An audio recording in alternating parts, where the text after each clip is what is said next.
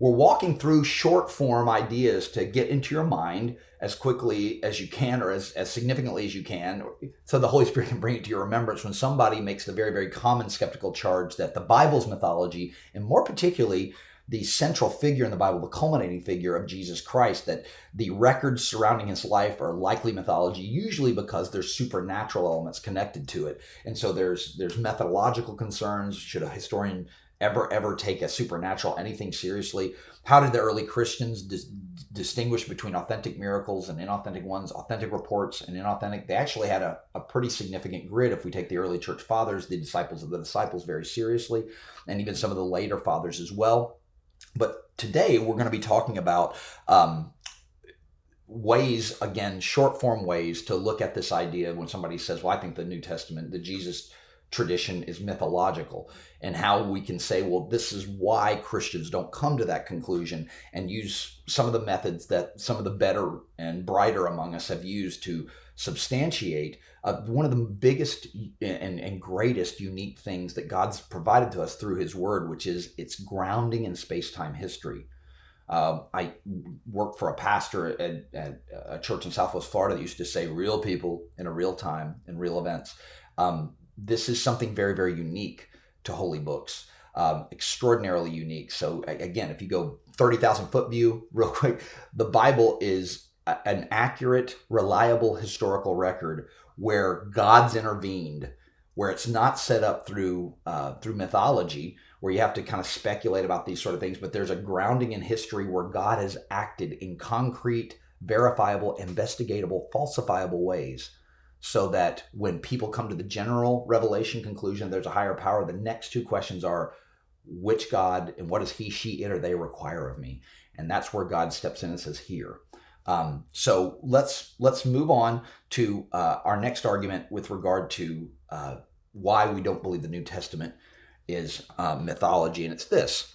The book of Acts stands as an incredible witness through Dr. Luke. You know, Acts, the Acts of the Apostles or the Disciples, was Luke's sequel volume to his incredible gospel, where he says at the very beginning that he uses research, probably interviews, to produce something that we would say is inspired, supernaturally inspired, a cooperative effort between God and Dr. Luke to produce something that would be the way God speaks to humans well after Dr. Luke's gone.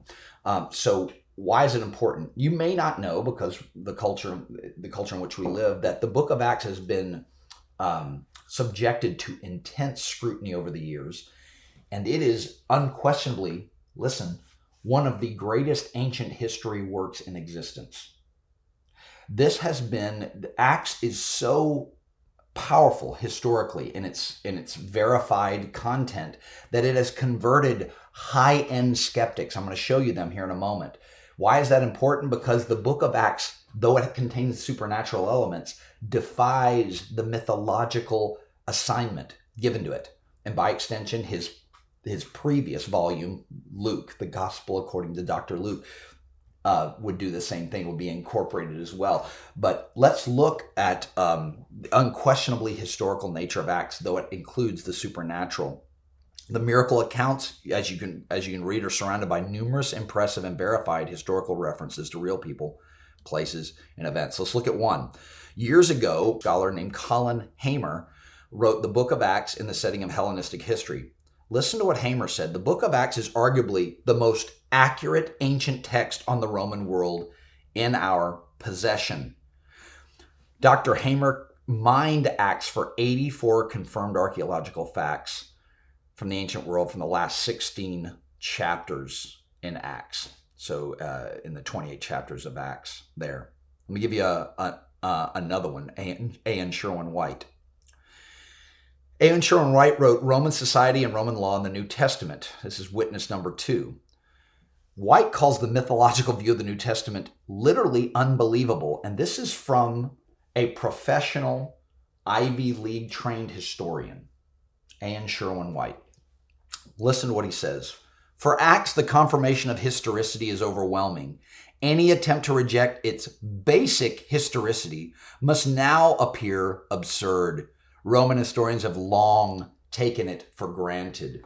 One of the things that is useful both for skeptics and for those that have tried copycats of Christianity that are now trying to assume they are just another denomination of Christianity like Mormonism, is the fact that the Bible, any modern Bible, could contain maps in it that you could verify with archaeology and epigraphs and all those sort of things from the ancient world, the things they dig up to verify these sort of things. But for Acts, the confirmation of historicity is overwhelming. Now, you don't get that when you go online. It's more like, well, we'll see. Who's this Hamer guy? Who's this Sherwin White guy? Again, not sure where they're at with regard to their belief about metaphysics or theology. But again, this is at the end of something they submitted to their peers for review. And though there are challenges to it, it doesn't look like the challenges were enough to rebut book-length treatments for the historicity of this pillar book in the New Testament amongst the 27 books in that anthology, our New Testament-inspired anthology. Last, but certainly not least, is Sir William Ramsay, Oxford University and the University of Aberdeen. This gentleman would be considered an authority on Asia, Middle and Far East in the 20th century.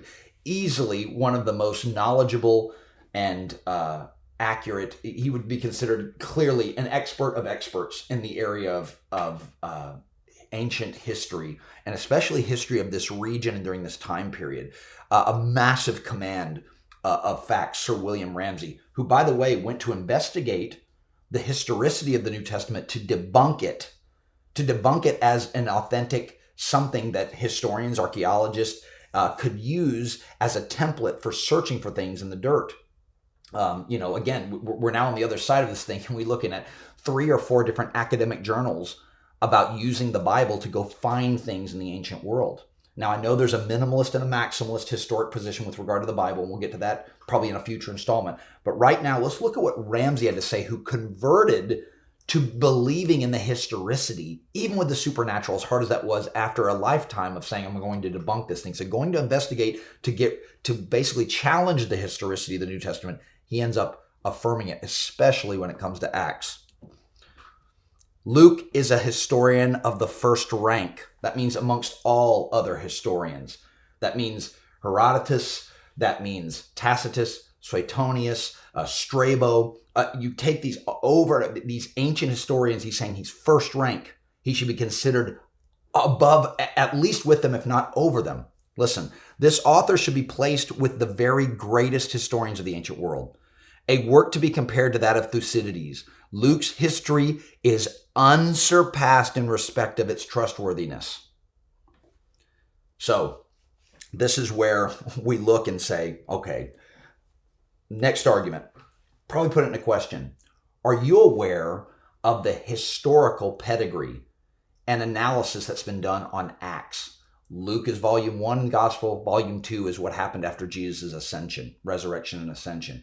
Are you aware that Luke has stood the test of deep scrutiny, a scrutiny the likes of which no other religion has had aimed at them for their historic offering?